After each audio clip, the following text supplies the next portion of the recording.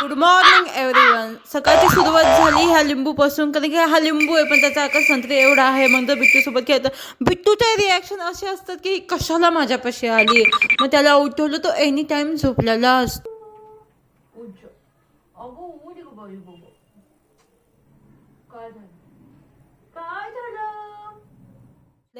आणि हे पडद्याची लिंक हवे असेल तर कमेंट मी. त्यानंतर मी काहीतरी सामान आणण्यासाठी खाली गेले होते पण माझाच पोपट झाला, मला ते सामान भेटलं नाही. प्लस मी विदाऊट गाडी गेले होते.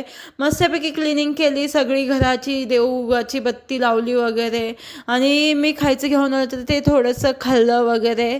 मस्त तारक मेहता एन्जॉय केलं, कारण की खूप दिवसानंतर मी अशी बसले होते. नंतर घरातली जी काही कामं होती ती केली. सगळ्यात टफ काम म्हणजे हे बॉटलमधलं पाणी हंड्यामध्ये वतणं.